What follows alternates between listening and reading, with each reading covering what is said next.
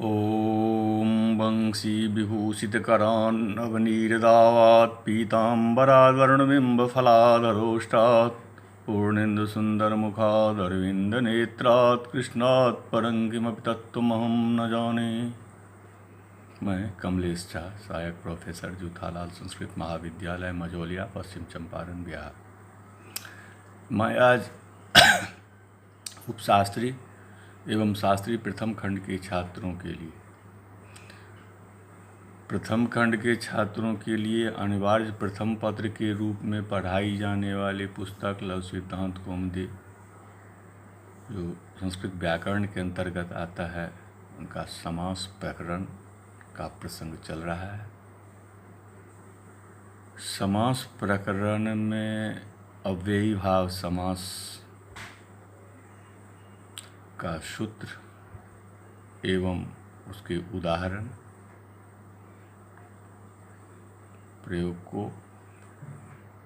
प्रयोग साधन का प्रसंग पढ़ाने जा रहा हूँ। वह सूत्र है नपुंसकादन्यतरस्याम।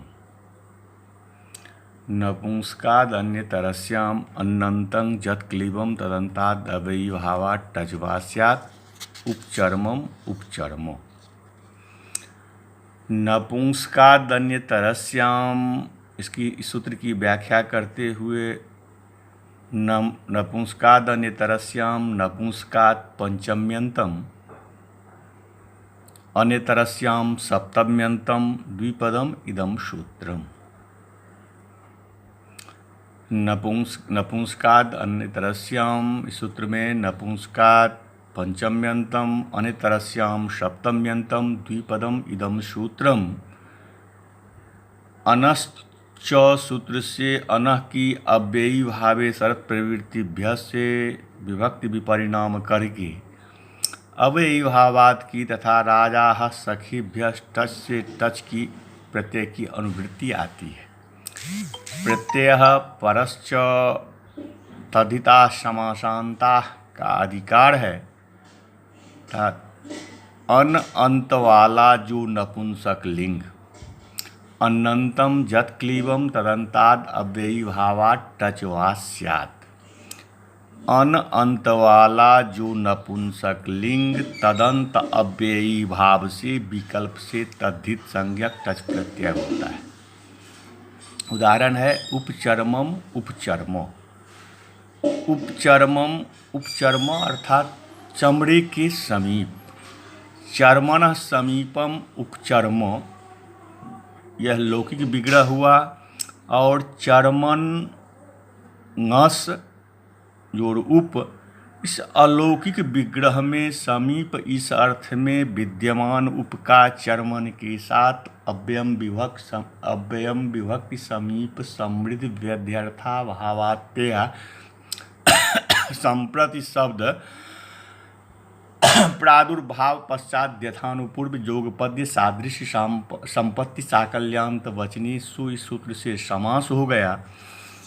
समास करने के बाद चर्मन जोड़ ngस जोड़ उप, इस समुदाय की कृतद्धित समासाश्च सूत्र से प्रातिपदिक संज्ञा हो गई। ngस का सुपोधात प्रातिपदिक से लुक हो गया। चर्मन जोड़ उप बना। प्रथमा निर्दिष्टम समास उपसर्जनम, सूत्र से उपसर्जन संज्ञा हो गई। उपसर्जन संज्ञा होने के बाद उपसर्जन पूर्वम से उपसर्जन संज्ञा उप का पूर्व प्रयोग हुआ तो अब उपचर्मन बना। उप जोड़ चर्मन बना। चर्मन नपुंसक लिंग है, अतः नपुंसकाद अन्यतरस्याम से विकल्प से समासांत टच प्रत्यय अनुबंध लोप होकर उपचर्मन जोड़ अ बना। अ के परे होने पर उपचर्मन की यचिभम सूत्र से भसंज्ञा हुई और उपचर्मन में विद्यमान टी अन का नस्त द्वितीय से लोप हो गया तो उपचर्म जोड़ अ बना। वर्ण सम्मेलन होकर उपचर्म बना। अव्ययी भावश्च से अव्यय संज्ञा एक देश विकृत मनन्यवत, इस परिभाषा सूत्र के बल पर उपचर्म को प्रातिपदिक मानकर सुविभक्ति आई और उसका अव्ययादाप सुपथ से लुक प्राप्त हुआ, किंतु नाव्ययी भावादतो अम त्व पंचम्या से विभक्ति का अलुक हुआ और सु के स्थान पर अम आदेश होकर पूर्व रूप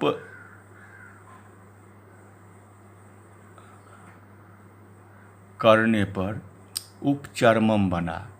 टच न होने के पक्ष में उपचर्मन है, उससे सु के आने के बाद उसका अव्ययादाप सुपथ से लुक और नकार का नलोप प्रतिपादिकांतस्य से लोप करके उपचर्म बनता है। इस तरह दो रूप बन गए। अब अगला सूत्र है झय। झय झयंताद अव्ययी भावात् टचवा स्यात् उपशमिधम उपशमित। झय झय इति पंचम्यंतम एक पदम सूत्रम अव्ययी भावे शरत प्रवृत्तिभ्य से विभक्ति विपरिणाम करके अव्ययी भावात् और राजा सखीभ्य टच से टच की अनुवृत्ति आती है। प्रत्यय परश्च तद्धिता समासांता का अधिकार है। अर्थात झयंताद अव्ययी भावात् टचवा स्यात्, अर्थात झय प्रत्याहार वाला वर्ण अंत में हो ऐसे अव्ययी भाव से विकल्प से तद्धित संज्ञक टच प्रत्यय होता है। उदाहरण है उपशमिधम उपशमित। उपशमिधम अर्थात उपशमिधम का अर्थ होता है समिधा के पास, अर्थात हवन की लकड़ी को हम समिधा कहते हैं। समिधा समीपम उपशमिधम यह लौकिक विग्रह हुआ और समिध ngस जोड़ उप, समिध जोड़ ngस जोड़ उप इस अलौकिक विग्रह में समीप इस अर्थ में विद्यमान उप का समिध जोड़ ngस के साथ अव्ययम विभक्त समीप समृद्धि सूत्र से समास हो गया। समास करने के बाद समिध जोड़ ngस जोड़ उप इस समुदाय को कृत तद्धित समासाश्च से प्रातिपदिक संज्ञा हो गई। ngस का सुपो धातु प्रातिपदिकयो से लुक हुआ, समिध उप बना। अब प्रथमानिर्दिष्ट उप की प्रथमानिर्दिष्टम समास उपसर्जनम से उपसर्जन संज्ञा हो गई। उपसर्जन संज्ञा हो गई तो उपसर्जनम पूर्वम से उसका उपसर्जन संज्ञा उप का पूर्व प्रयोग हुआ, तब उपसमिध बना। उप जोड़ समिध बना, जो पर में था वो पूर्व में आ गया। अब झय से विकल्प से समासांत टच प्रत्यय अनुबंध लोकर उपसमिध जोड़ अ बना। वर्ण सम्मेलन होकर उपसमिध बना। अव्ययी भावश्च से अव्यय संज्ञा और एक देश विकृत मनन्यवत इस परिभाषा के बल पर उपसमिध को प्रातिपदिक मानकर सुविभक्ति आई और उसका अव्ययादाप सुपथ से लुक प्राप्त हुआ, किंतु नाव्ययी भावाद अतो अमत्व पंचम्या से विभक्ति का अलुक हुआ और सु के स्थान पर अम आदेश होकर पूर्व रूप करने पर उपसमिधम बना। और टच न होने के पक्ष में उपसमिध बना। उससे सु के आने के बाद उसका अव्ययादाप सुपथ से लुक करके धकार को जस्त और बाबसाने से वैकल्पिक चर्तो करके उपसमित और उपसमिध ये रूप सिद्ध हो जाते हैं। अव्ययी भाव समास में यह ध्यान रखना चाहिए कि किस अर्थ में किस शब्द के साथ समास हो रहा है और लौकिक विग्रह क्या है, उसका अलौकिक विग्रह क्या है। इसके अतिरिक्त यदि शब्द अदंत है तो सुप का अलुक और उसके स्थान पर अम आदेश होगा, नहीं तो नहीं होगा। पंचमी के स्थान पर अम आदेश नहीं होता है और तृतीया तथा सप्तमी विभक्ति के स्थान पर अम आदेश विकल्प से होता है। स है तो स्व आदेश होता है। इस प्रकार अव्ययी भाव समास प्रकरण समाप्त होता है। अब उसके बाद है तत्पुरुष। तत्पुरुषः अधिकारोऽयं प्राक् बहुव्रीहेः। अब तत्पुरुष समास आरंभ होता है। तत्पुरुष समास में उत्तर पद के अर्थ की प्रधानता होती है। उत्तर पद प्रधान तत्पुरुषः। इसमें समास करने के लिए अनेक सूत्र है। समास के बाद प्रातिपदिक संज्ञा और सुप का सुपो धातु प्रातिपदिकों से लुक होता है। उसके बाद उपसर्जन संज्ञा और उपसर्जन का पूर्व प्रयोग होता है। एक देश विकृत न्याय से प्रातिपदिक मानकर सु आदि विभक्तियों की उत्पत्ति होती है। अब है तत्पुरुषः अधिकारोऽयं प्राक् बहुव्रीहेः। तत्पुरुषः प्रथमांतम एक पदम इदम सूत्रम, यह अधिकार सूत्र है। शेषो बहुव्रीहि तक इसका अधिकार आता है। शेषो बहुव्रीहि सूत्र से पूर्व तक इस तत्पुरुष सूत्र का अधिकार जाता है और प्रत्येक सूत्र में जाकर कहता है कि तुमने जो समास किया है उसका नाम तत्पुरुष है। इसी से तत्पुरुष एक संज्ञा भी मान ली जाती है। अब दूसरा सूत्र है द्विगुश्च। द्विगुरपि तत्पुरुष संज्ञक स्यात्। द्विगुश्च द्विगु प्रथमांतम च अव्ययपदम तत्पुरुष का अधिकार है। द्विगु समास भी तत्पुरुष संज्ञक होता है। द्विगुरपि तत्पुरुष संज्ञक स्यात्, अर्थात द्विगु समास भी तत्पुरुष संज्ञक होता है। समास में यदि पूर्व पद संख्यावाचक शब्द हो, समास में यदि पूर्व शब्द संख्यावाचक शब्द हो तो उसको संख्या पूर्व द्विगु, इस सूत्र से द्विसंज्ञा होती है। द्विगु भी तत्पुरुष समास है। जैसे पंचराजम, द्वयंगुलम आदि द्विगु समास को तत्पुरुष कहा जाता है। अब अगला सूत्र है द्वितीया श्रितातीत पतित गतात्यस्त प्राप्तापन्नैः। द्वितीया श्रितातीत पतित गतात्यस्त प्राप्तापन्नैः। द्वितीयांतम श्रितातीत द्वितीयांतम श्रितादि प्रकृतिकैः। द्वितीयांतम श्रितादि प्रकृतिकैः सुबन्तैः सहवा समस्यते। स च तत्पुरुषः कृष्णं श्रितः कृष्णश्रितः।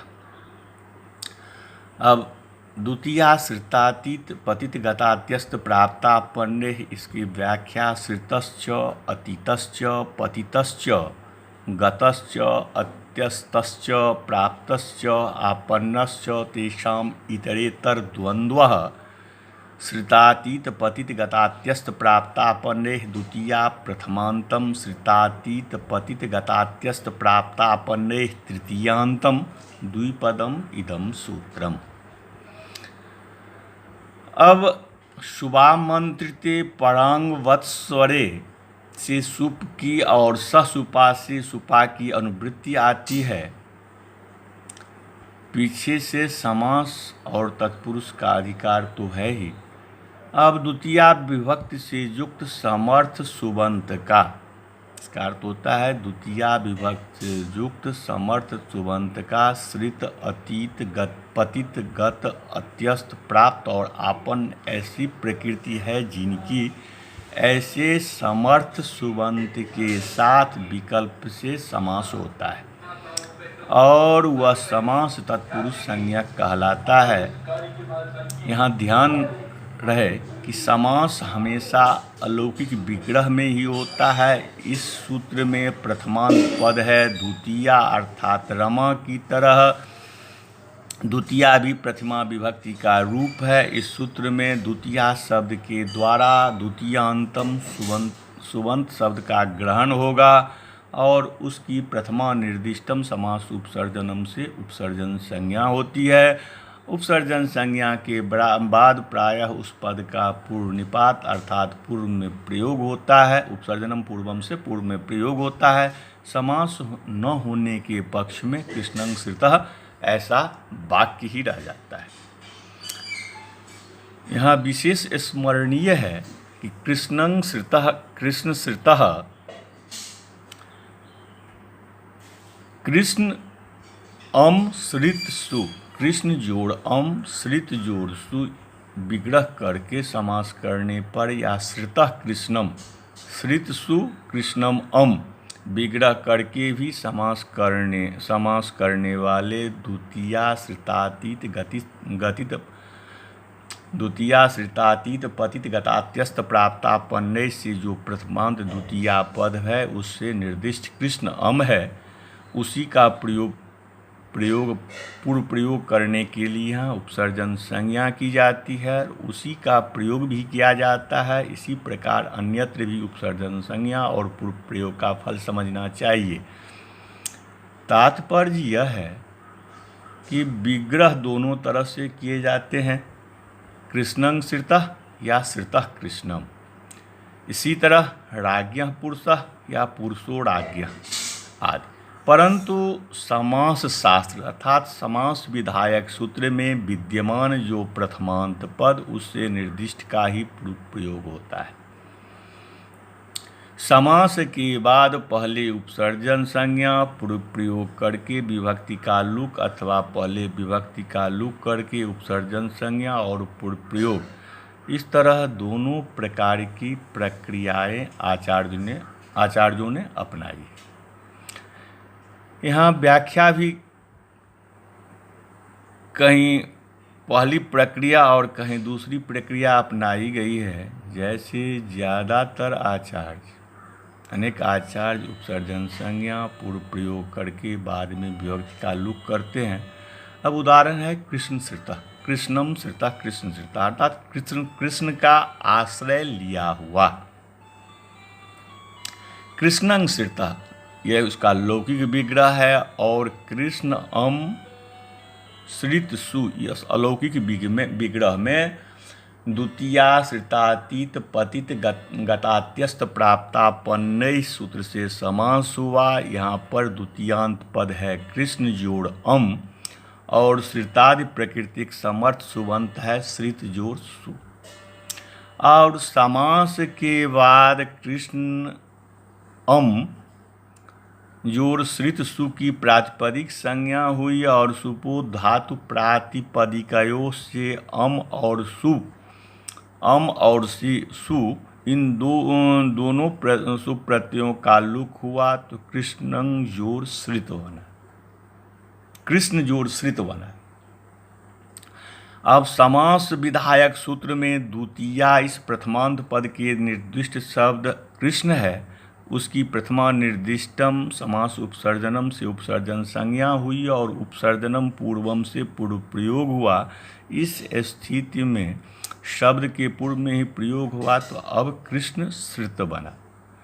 यदि श्रितः कृष्णम विग्रह करके समास किया जाए तो पर भी स्थित कृष्ण जोड़ अम का पूर्व प्रयोग होता है, सुविभक्ति और उसको रुत विसर्ग करके कृष्ण श्रितः सिद्ध हुआ। इसके रूप राम शब्द की तरह कृष्ण श्रितः, कृष्ण श्रितौ, कृष्ण श्रिता आदि बनते हैं। स्त्रीलिंग में टाप करके कृष्ण श्रिता बनता है और रमा शब्द की तरह रूप बनते हैं। अब इसी तरह लक्ष्मी श्रितः, हरिश्रितः इत्यादि भी बनेंगे। अब अतीत आदि शब्दों के साथ भी समास की प्रक्रिया को देखिए। अरण्यातीतः अर्थात वन को पार किया हुआ, अरण्यम जोड़ अतीतः यह लौकिक विग्रह हुआ और अरण्य अम जोड़ अतीत सुई अलौकिक विग्रह में द्वितीयाश्रितातीत पतित गतात्यस्त प्राप्तापन्नय सूत्र से समास हुआ। यहाँ पर द्वितीयांत पद है अरण्य जोड़ अम और श्रितादि प्रकृतिक समर्थ सुबंत है अतीत जोड़ सु। समास के बाद अरण्य अम जोड़ अतीत सु की प्रातिपदिक संज्ञा हुई और सुपोधात प्रातिपदिकयों से अम और सु इन दो सुप्रत्ययों का लुक हुआ तो अब अरण्य अतीत बना, अरण्य अतीत बना।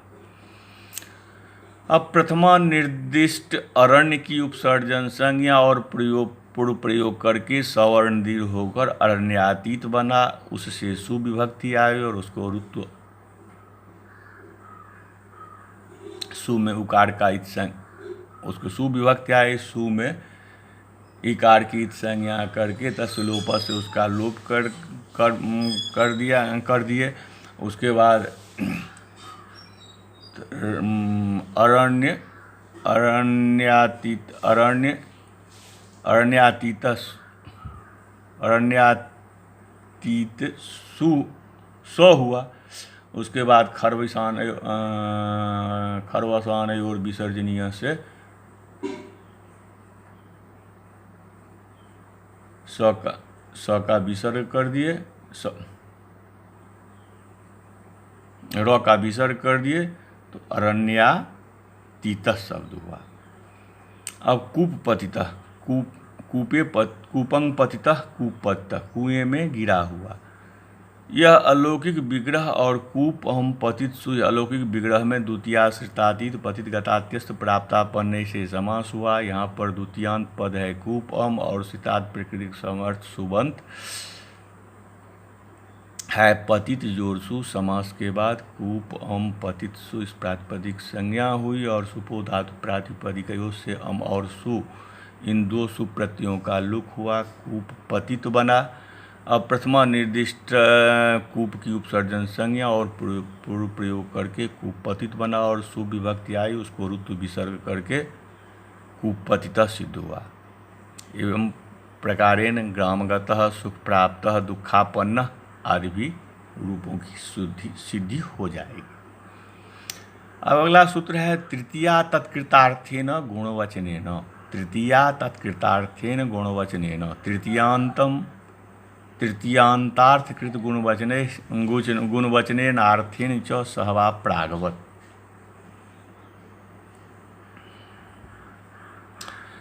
तृतीया तत्कृतार्थेन गुणवचनेन तृतीया प्रथमांतम तत्कृत लुप्त तृतीयाकम अर्थेन तृतीयांतम गुणवचनेन तृतीयांतम अनेक पदम इदम सूत्रम।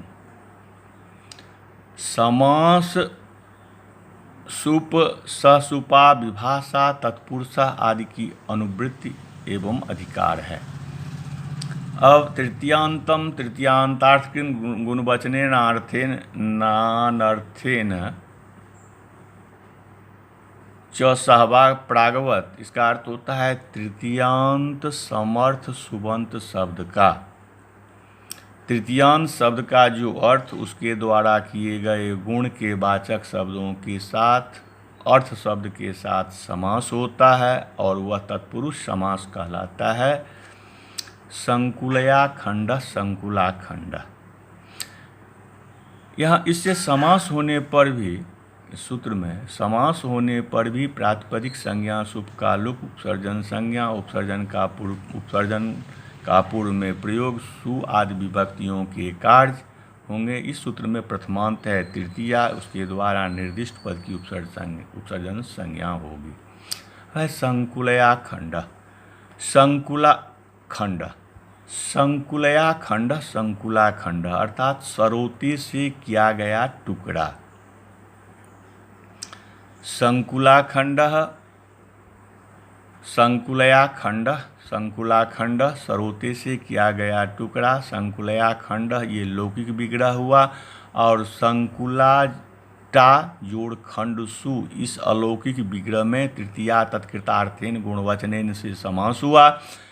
यहाँ पर तृतीयांत पद है संकुला जोड़टा और तृतीयार्थ सरोता उसके द्वारा किया गया गुणवाचक शब्द है खंडसु व समर्थ सुबंत है। समास के बाद संकुला टा जोड़ खंडसु की प्रातिपदिक संज्ञा हुई और सुपो धातु प्रातिपदिकयों से टा और सु इन दो सुप्रत्ययों का लुक हुआ। संकुला जोड़ खंड बना। प्रथमा निर्दिष्ट संकुला की उपसर्जन संज्ञा हुई और उपसर्जनम पूर्वम से प्रयोग कर संकुला खंड बना। सुविभक्ति और उसको ऋतु विसर्ग करके संकुला खंड सिद्ध हुआ। यह तो तत्कृतार्थेन गुणवचनेन का उदाहरण है। अब आगे अर्थ शब्देन सह का उदाहरण देखिए। धान्येनार्थो धान्यः धान्यार्थः तत्कृत्येति किम अक्षणाकर्ण। धान्यार्थ, धान्यार्थ, धान्य से प्रयोजन, धान्येन अर्थ, लौकिक विग्रह और धान्य टा अर्थ सु। इस अलौकिक विग्रह में तृतीया तत्कृतार्थेन गुणवचनेन से समास हुआ। यहाँ पर तृतीयांत पद है धान्य जो टा, और समर्थ सुबंत अर्थ शब्द है अर्थ जोड़ सु। समास के बाद धान्य टा जोड़ अर्थ सु की प्रातिपदिक संज्ञा हुई और सुपो धातु प्रातिपदिकयों से टा और सु इन दो प्रत्ययों का लुक हुआ। तब धान्य जोड़ अर्थ बना। प्रथमा निर्दिष्ट धान्य की उपसर्जन संज्ञा, प्रथमा निर्दिष्टम समास उपसर्जनम से उपसर्जन संज्ञा और उपसर्जनम पूर्वम से पूर्व प्रयोग करके और सवर्ण दीर्घ करके धान्यार्थ बना। अब धान्यार्थ शब्द से सुविभक्ति आई। सु का उकार का पहले इत संज्ञा, सु में जो उकार है उसका इत संज्ञा के उसका तसलोप से लोप कर दिए, तो धान्यार्थ सु हुआ। खरवासान और विसर्जनीय, ससजुखोरु, पहले ससजुखोरु लगा, पदांत स है उसको माने धान्यार्थ स, उसको र हो गया तो धान्यार्थ र हुआ, उसको खरविसान और विसर्जनीय से विसर्ग हो गया तो धान्यार्थ शब्द प्रयोग सिद्ध हुआ। अब कर्तृकरणे कृता बहुलम,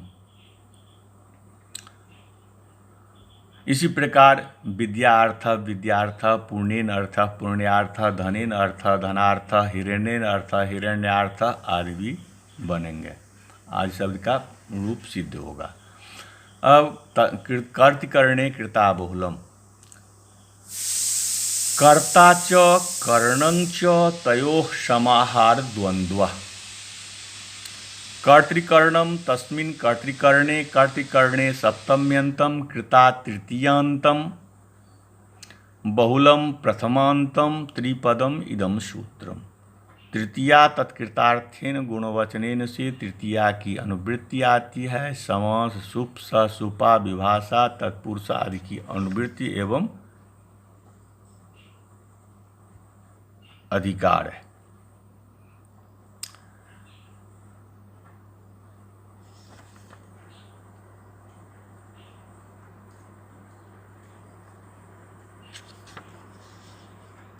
कर्तरिकरणे च तृतीया कृदंतेन बहुलम प्रागवत हरिणा त्रातो हरित्रातः नखेड़ भिन्नो नख भिन्न।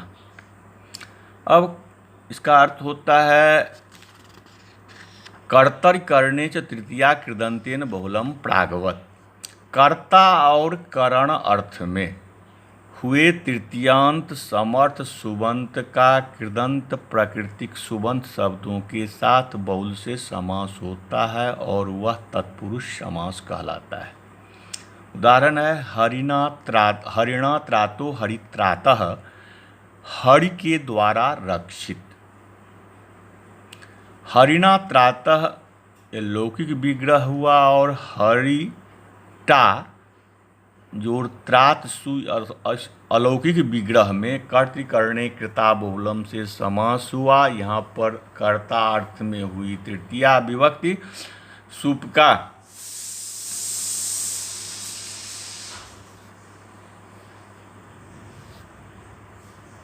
यहाँ पर कर्ता अर्थ में हुई तृतीया विभक्ति युक्त पद है हरि जोड़ टा और समर्थ सुबंत शब्द है त्रात जोड़ सु। समास के बाद हरि टा जोड़ त्रात सु की प्रातिपदिक संज्ञा हुई और सुपो धातु प्रातिपदिकयों से टा और सु इन दो सुप्रत्ययों का लुक हुआ। अब हरि जोड़ त्रात बना। सूत्रार्थ करते समय प्रथमांत पद वृत्ति में तृतीया है उससे निर्दिष्ट हरि की उपसर्जन संज्ञा और उपसर्जनम पूर्वम से प्रयोग करके हरित्रात बना। सुविभक्त और उसको रुत्व विसर्ग करके हरित्रातः सिद्ध हुआ। इसी प्रकार नखेर भिन्नो नख भिन्न अर्थात नाखूनों से चीरा हुआ, नख से चीरा हुआ। नखे भिन्न लौकिक विग्रह और नख भिष जोड़ भिन्न सु, इस अलौकिक विग्रह में कर्तृकरणे कृता बहुलम से समास हुआ। यहाँ पर करण अर्थ में हुई तृतीया विभक्ति युक्त पद है नख जोड़ भिष और समर्थ सुबंत पद है भिन्न जोड़ सु। समास के बाद नख भिष जोड़ भिन्न सु की प्रातिपदिक संज्ञा हुई और सुपो धातु प्रातिपदिकयों से भिष और सु इन दो सुप्रत्ययों का लुक हुआ। अब नख जोड़ भिन्न बना। प्रथमा निर्दिष्ट नख भिन्न की उपसर्जन संज्ञा उपसर्जनम पूर्वम से प्रयोग करके नख भिन्न बना और नख भिन्न शब्द से सुविभक्त और उसको इत संज्ञा तस्लोप से लोप, उसके बाद ससजु को रु से रुत्व और खरविसान जोड़ विसर्जनीय से विसर्ग करके नख भिन्न सिद्ध हुआ। अब है कृदग्रहणे गतिकारक पूर्वस्यापि ग्रहणम। कृदग्रहणे ये परिभाषा सूत्र है। कृदग्रहणे गतिकारक पूर्वस्यापि ग्रहणम नख निर्भिन्न है। कृदग्रहणे गतिकारक पूर्वस्यापि ग्रहणम कृदंत ग्रहण स्थल में गति पूर्वक और कारक पूर्वक कृदंत का भी ग्रहण होता है। इस परिभाषा के बल पर गति और कारक पूर्वक सुबंतों के साथ भी समास किया जा सकता है। अतः नखेर निर्भिन्न में भी कर्तृकरणे कृता बहुलम से समास हुआ है। यहाँ भिन्न इस कृदंत के पूर्व गत संज्ञक निर के लगने के बाद भी समास होने में आपत्ति नहीं है। अतः नखे निर्भिन्न इस अलौकिक विग्रह के नख भिष जोड़ निर्भिन्न सु, इस अलौकिक विग्रह में उक्त परिभाषा के बल पर समास होकर नख निर्भिन्न आदि भी सिद्ध होते हैं। अब अगला सूत्र है चतुर्थी तदर्थार्थ बलहित सुख रक्षितैः। चतुर्थी तदर्थार्थ बलहित सुख रक्षितैः चतुर्थ्यंतार्थाय जत्तद्वाचिना अर्थादिविश्च चतुर्थ्यंतं वा प्रागवत यूपाय दारु यूपदारु। अब चतुर्थ्यंतार्थाय जत्तद्वाचिना अर्थादिविश्च चतुर्थ्यंतं वा प्रागवत, इसका अर्थ होता है चतुर्थ्यंत। इसका पहले व्याख्या सुन ले। चतुर्थी प्रथमांतम तदर्थार्थ बलहित सुख रक्षिते तृतीयांतम द्विपदम इदम सूत्रम। इस सूत्र में भी समासः तत्पुरुषः सुप ससुपा विभाषा इत्यादि पदों की अनुवृत्ति और अधिकार है। अब इसका अर्थ होता है चतुर्थ्यंत शब्द का चतुर्थ्यंत के लिए जो वस्तु तदवाचक शब्द के साथ तथा अर्थ हित बल बलि सुख और रक्षित शब्दों के साथ विकल्प से समास होता है और उसे तत्पुरुष समास कहते हैं। तदर्थ का तात्पर्य यहाँ पर पूर्व पद में निर्दिष्ट पूर्व पद चतुर्थी के प्रत्यय होने से तदंत होकर चतुर्थ्यंत होता है और उस चतुर्थ्यंत के लिए जो है तद्वाचक शब्द के साथ समास होता है। जैसे यूपाय दारू, खंभे के लिए लकड़ी। यूपाय दारू का अर्थ होता है खंभे के लिए लकड़ी। इसमें चतुर्थ्यंत है यूप, उसका अर्थ है खंभा, उसके लिए जो है वह है पेड़। तद्वाचक शब्द हुआ दारू, उसके साथ समास होगा। साथ ही अर्थ बल और आदि शब्दों के साथ भी समास होगा। इस सूत्र में प्रथमांत पद है चतुर्थी, उसके द्वारा निर्दिष्ट पद की उपसर्जन संज्ञा और पूर्व प्रयोग आदि होंगे। अब उदाहरण है यूपाय दारू, यूप दारू। खंभे की उपाय दारू का अर्थ हुआ खंभे के लिए लकड़ी, यूपाय दारू ये लौकिक विग्रह हुआ, और यूप ङे जोरदार सु इस अलौकिक विग्रह में, यूप ङे दारुसु इस अलौकिक विग्रह में चतुर्थी तदर्थार्थ बलहित सुखरक्षित से समास हुआ। यहाँ पर चतुर्थ्यंत पद है यूप जोड़ ङे और समर्थ चतुर्थ्यांत शब्द है दारू जोड़ सु। अब समास के बाद यूप ङे जोड़ दारू सु की प्रातिपदिक संज्ञा हुई। सुपो धातु प्रातिपदिकयों से ङे और सुप इन दोनों सुप प्रत्ययों का लुक हुआ। अब यूप दारू बना। अब प्रथमा निर्दिष्टम समास उपसर्जनम से उपसर्जन शब्द की उपसर्जन संज्ञा हुई और प्रयोग और उपसर्जनम पूर्वम से पूर्व प्रयोग करके यूप दारू बना है। सुविभक्ति आई और दारू शब्द के नपुंसक होने के कारण उनका स्वमोर नपुंसकात से लुक होकर यूप दारू सिद्ध हुआ। इसके रूप मधु शब्द की तरह बनते हैं। इसी तरह आप गृहाय दारू, गृह दारू, कंकनाय सुवर्णम, कंकन सुवर्णम आदि अनेक स्थलों पर समास कर सकते हैं।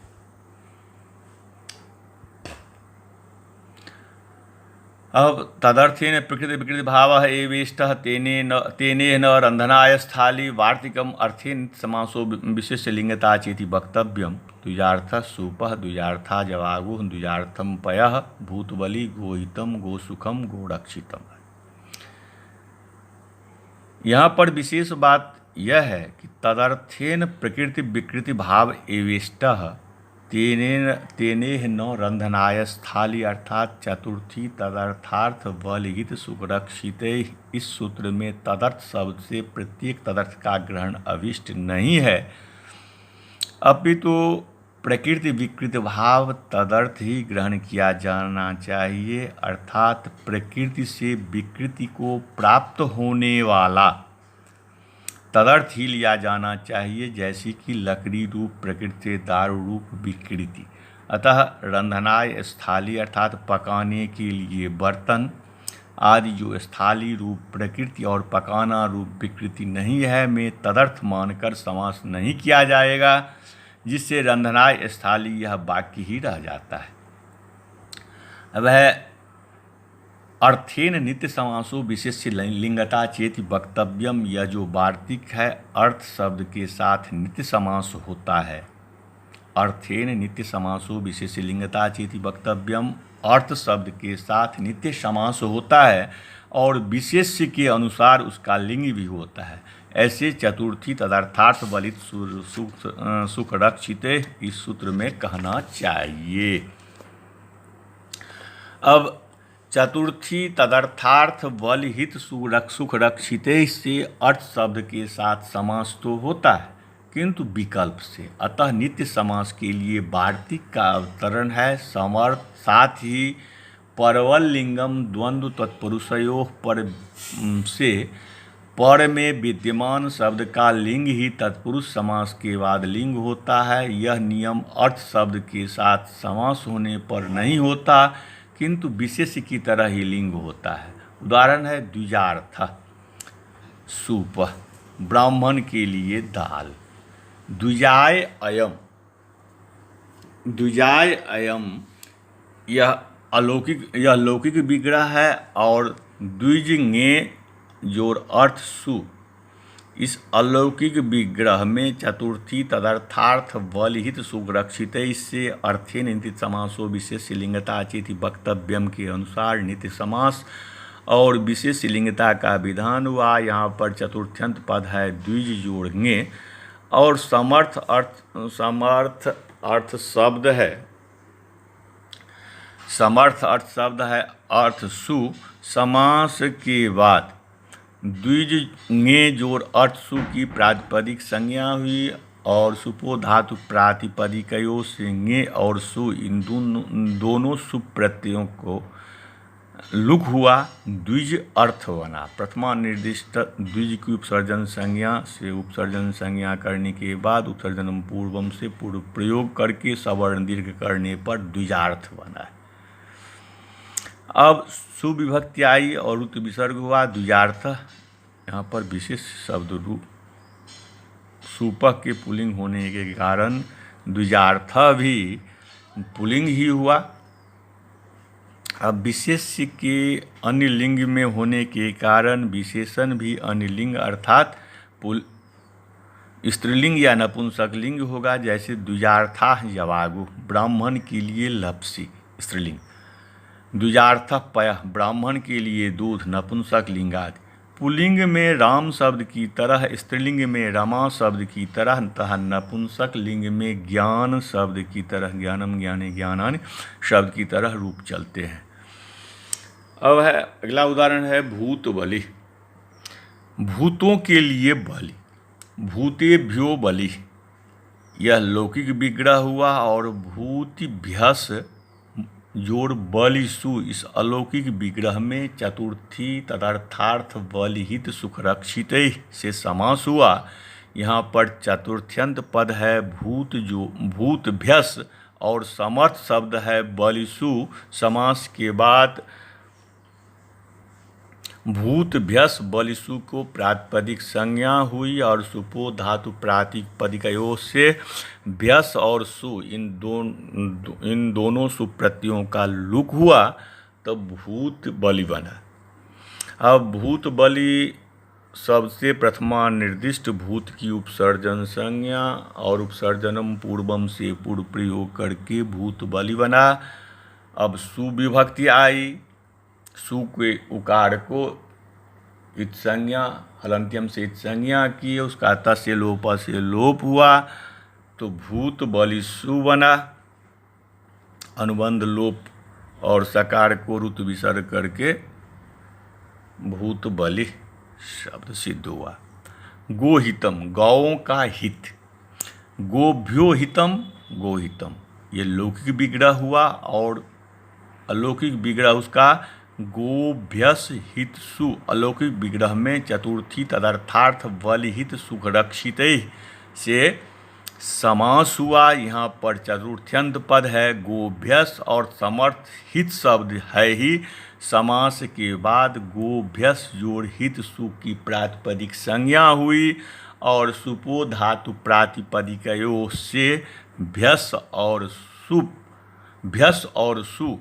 इन दो सुप प्रत्ययों का लुक हुआ, गोहित बना।